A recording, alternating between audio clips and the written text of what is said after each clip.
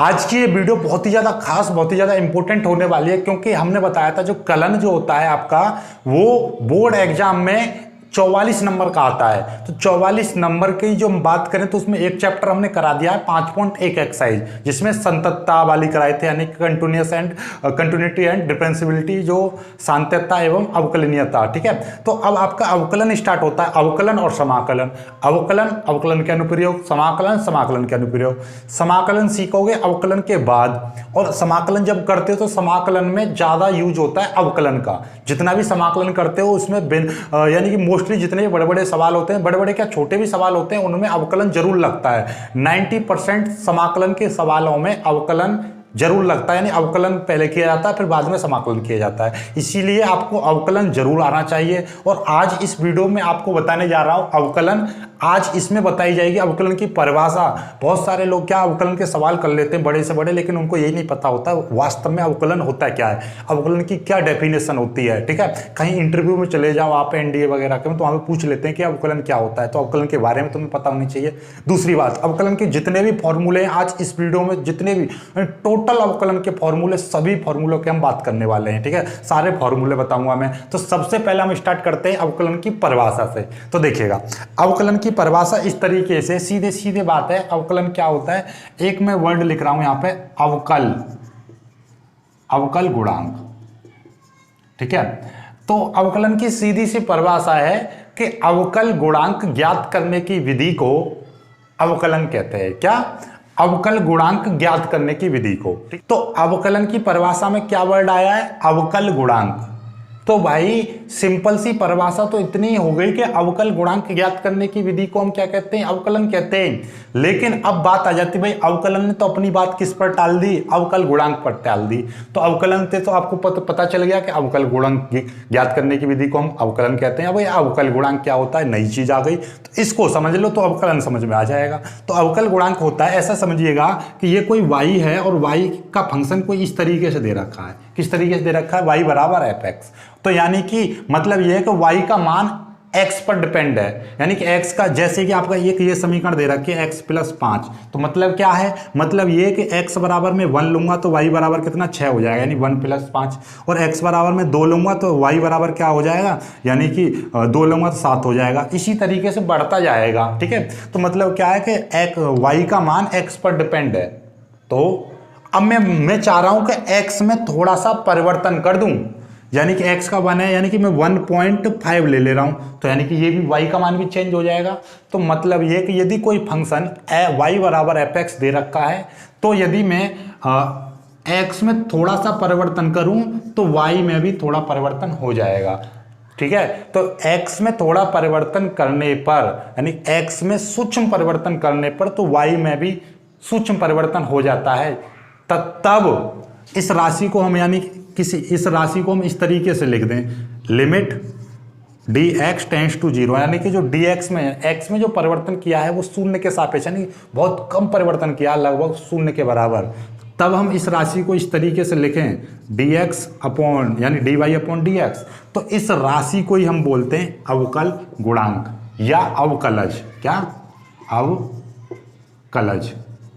ठीक है, समझ में आ गई बात? तो ये राशि क्या होती है, यानी कि कोई, अब आपसे कोई पूछ ले कि भाई अवकल गुणांक, आपने अवकलन की परिभाषा तो बता दी, अब ये अवकल गुणांक क्या होता है, तो आप कहोगे सर कि कोई y, कोई एक वेरिएबल है, इस तरीके से y इस तरीके से एक समीकरण दे रखी है, या y का मान इस तरीके से दे रखा है कि वो x पर डिपेंडेंट है, y x पर डिपेंड है, यानी y बराबर fx कोई फंक्शन दे रखा है। तब हम x में सूक्ष्म परिवर्तन करें तो y में भी सूक्ष्म परिवर्तन हो जाएगा। तब एक राशि लिखी जाती है dy अपॉन dx की लिमिट। इसी को हम बोलते हैं अवकल गुणांक या अवकलज। ठीक है, और ये चीज ज्ञात करने की विधि को हम क्या कहते हैं? अवकलन कहते हैं। यानी ये चीज निकालनी होती है, इसको हम प्रदर्शित करते हैं। यदि कोई समीकरण y बराबर ऐसे दे रखा है तो अवकलन को हम इस तरीके से प्रदर्शित करेंगे, dy upon dx, dy upon dx या dy अपॉन dx, या इसको हम कैपिटल D y से प्रदर्शित कर सकते हैं, या हम y डैश से प्रदर्शित कर सकते हैं, या y1 से। ये सभी अवकलन के प्रतीक हैं, यानी सिंबल हैं। जिस तरीके से ये प्लस का सिंबल है, ये माइनस का सिंबल है, ठीक उसी प्रकार से d अपॉन dx, यानी कि ये जो सिंबल है, ये d अपॉन डी एक्स, ये आपका अवकलन का सिंबल है। यदि मैं वहां पर y लिख दूंगा तो लिख दोगे y का x के सापेक्ष अवकलन, यदि यहाँ पे मैं z लिख दूंगा तो z का x के सापेक्ष अवकलन। समझ में आ गई, पढ़ना समझ में आ गया, अवकलन समझ में आ गया। अब बात करते हैं इसके जितने भी फॉर्मूले हैं, सभी फॉर्मूलों को एक एक करके हम इन फॉर्मूले से अलग और कुछ चीज़ नहीं आएगी, ठीक है। एक एक करके हम समझते हैं। देखिएगा, सबसे पहले हम चलते हैं, यदि कोई इस तरीके से दे रखा है x की पावर n d/dx, ठीक है, तो इसका फॉर्मूला होगा n x की पावर n-1, ठीक है। फिर दूसरा, कोई भी कांस्टेंट है, कांस्टेंट का, किसी भी कांस्टेंट का हम क्या निकालें, अवकलन निकालेंगे तो उसका मान कितना होगा, 0 होगा, ठीक है। अब बात करते हैं साइन x का, कि साइन x का अवकलन की हम बात करेंगे तो साइन x का अवकलन होता है cos x, कितना होता है, cos x। फिर बात करते हैं हम cos x की, cos x के हम अवकलन की बात करें तो cos x का अवकलन होता है माइनस साइन x, ठीक है। अब बात करते हैं tan x की, tan x का यदि मैं अवकलन की बात करूं, tan x के अवकलन होता है sec स्क्वायर x, ठीक है। cot x की यदि मैं बात करूं तो cot x का अवकलन होता है आपका माइनस cosec स्क्वायर x, ठीक है। cot x हो गया, उस cot x के बाद में आपका sec x की बात करूं तो sec x का होता है sec x into tan x, ठीक है। अब cosec x की यदि हम बात करते हैं अवकलन की, तो cosec x का होता है, इसका होता है minus cosec x into cot x, ठीक है। तो ये क्लियर हो गया। अब यहाँ पे ये 1 2 3 4 5 6 7 8 जनरल फॉर्मूले, इसके अलावा 2 फॉर्मूले और जनरल ही हैं, यानी कि log 1/x, log x का होता है, log x की हम बात करें तो 1/x d/dx, ठीक है। ये इसको थोड़ा सा मैं इस पेन से ले दे रहा हूँ, लाल पेन से, ताकि आपको अच्छा दिखाई दे, ठीक है। और e की पावर x d/dx, e की पावर x का होता है e की पावर x, ये ध्यान समझ लें, इसका सेम होता है e की पावर x का e की पावर x होता है।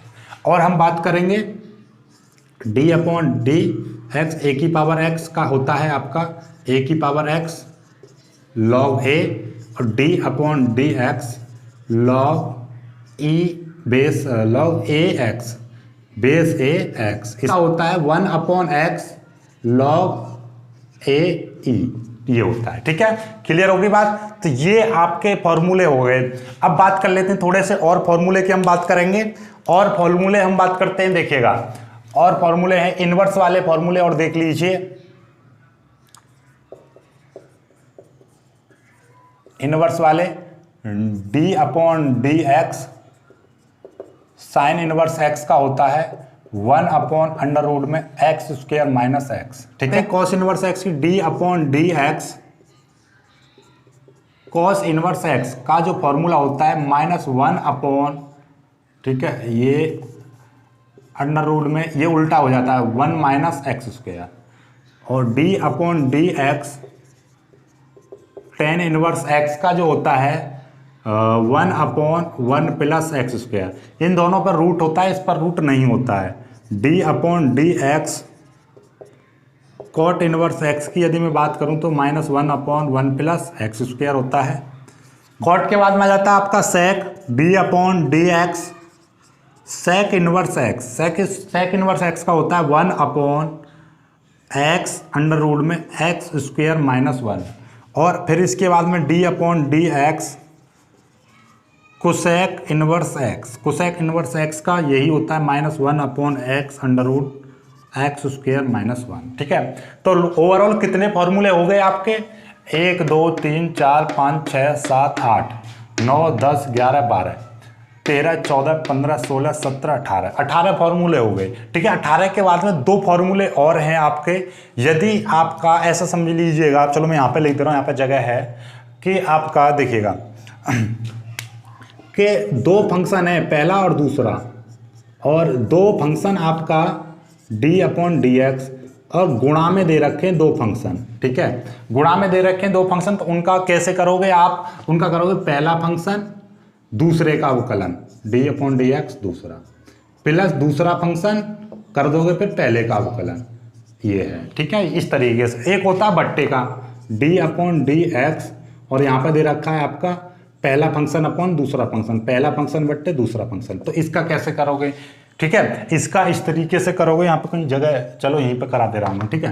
तो ये हो जाएगा आपका नीचे वाले फंक्शन का स्क्वायर, ठीक है, नीचे वाला फंक्शन और पहले का अवकलन माइनस आपका दूसरा फंक्शन, यानी कि पहला फंक्शन और दूसरे का अवकलन, ये है, ठीक है। ये नहीं समझ में आए तो ये अगली वाली वीडियो में आपको जैसे जैसे सवाल आएंगे सब कुछ बता दूंगा। मतलब ये है कि आपके दो फंक्शन दे रखे हैं, जैसे कि आपका sine x into sine y, तो इसको पहला फंक्शन मान लीजिए, इसको दूसरा फंक्शन मान लीजिए, गुणा में दे रखे हैं, इन दोनों का डी अपॉन डी एक्स हमें निकालना है, ठीक है। इस तरीके से हमें निकाल लेंगे। तो फिर कैसे करेंगे, तो या आपका ये y नहीं दे रखा है, x में ही दे रखा है फंक्शन, तो ये मान लीजिए 4x है, इस तरीके से दे रखा है। तो हम इसका कैसे करेंगे, तो यानी कि पहला फंक्शन जो करते हो रख दो, दूसरे का अवकलन कर दो, फिर प्लस लगाओ बीच में, फिर दूसरा फंक्शन पहले रख दीजिए, फिर पहले का अवकलन कर दीजिए, इस तरीके से। और यदि ये बट्टे में दे रखे होते, जैसे कि आपका इस तरीके से साइन एक्स बट्टे कॉस 4x, तो ये नीचे वाले फंक्शन का क्या कर देते हम, स्क्वायर कर देते, फिर नीचे वाला फंक्शन पहले वाले का अवकलन कर दो, फिर माइनस लगाओ बीच में, फिर पहला फंक्शन फिर दूसरे का अवकलन कर दो, इस तरीके से। आई होप कि ये वाले जो आपके जो इनका स्क्रीनशॉट ले लीजिए लोग, ठीक है। ये जितने भी आपके फॉर्मूले हैं अवकलन के, इन सभी अवकलन के फॉर्मूले तुमको याद हो जाने चाहिए।